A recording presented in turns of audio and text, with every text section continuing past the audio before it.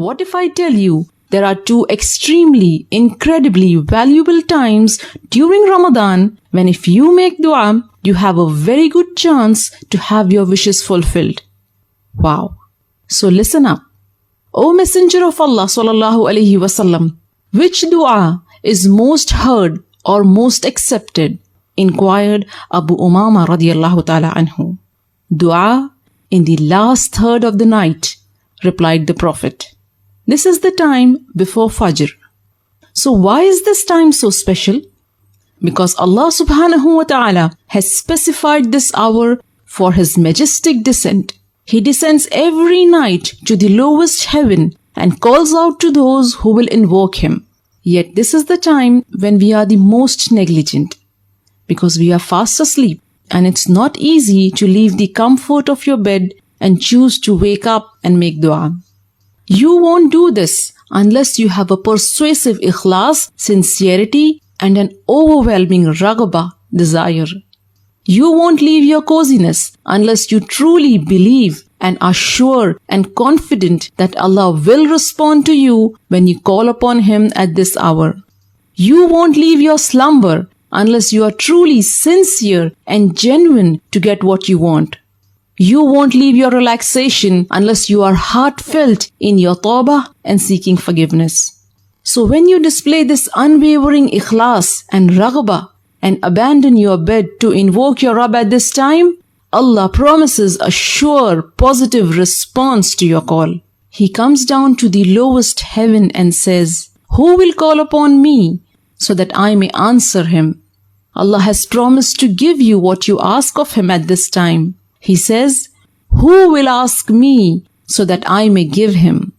He has promised to forgive you if you ask His forgiveness at this hour. He says, "Who will seek my forgiveness so that I may forgive him?" So this is an incredibly honorable and special time which you should not miss.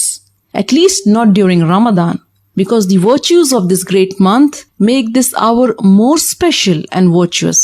And surely it is easier to catch up with this time during Ramadan than outside it, because you do get up for suhoor, don't you? Pre-dawn meal is a sunnah, and the Prophet ﷺ encouraged taking suhoor. He said, eating suhoor is barakah, blessing. So do not miss it even if you take a sip of water. Suhoor is important because it gives you the strength you need to worship Allah throughout the day, for the salat, the Quran and the zikr. In Ramadan, a starving person cannot perform well. He is sluggish, and there is no enthusiasm and the heartiness which is required to rightly perform the fast. Because fasting is not just keeping away from eating and drinking. You also have to keep away from bad language and immoral behavior. Allah's Messenger ﷺ said, if one of you is being cursed or annoyed, he should say, "I am fasting, I am fasting." And suhoor helps you in keeping up with these etiquettes because it protects you from intense hunger. Hunger which can trigger bad manners that decrease your rewards. So make sure you wake up for suhoor, rather a few minutes earlier, and schedule some time for dua and istighfar. And let me tell you something that will make you even more eager to make dua at this precious time. In the Quran, when Allah praised His believing slaves, those who will enter Jannah and live therein forever, He mentioned that one of their distinctive qualities is that they used to seek forgiveness before dawn. And in the hours before dawn, they were asking Allah for forgiveness. And the other valuable opportunity for dua arrives just before Maghrib. When you are hungry and thirsty and you feel your weakest, you realize how vulnerable you are, how weak you are without just the daily basic needs which Allah provides for you. It is at this time that you are truly, truly humbled. And the dua you make with this humbleness in your heart is more likely to be answered. But aren't we always too busy preparing iftar at this hour?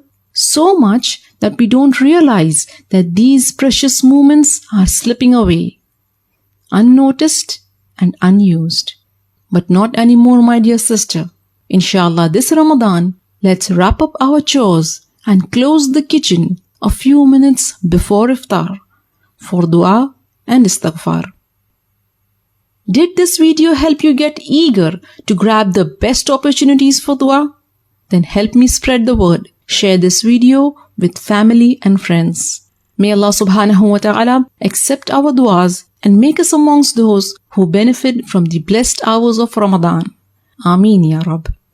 For more Islamic videos, subscribe to the Striving Muslimah YouTube channel or get yourself to thestrivingmuslimah.com and subscribe to the mailing list. I will keep you updated about all the latest videos and interesting articles at the Striving Muslimah blog, where every striving Muslimah nurtures her Islamic identity and builds confidence.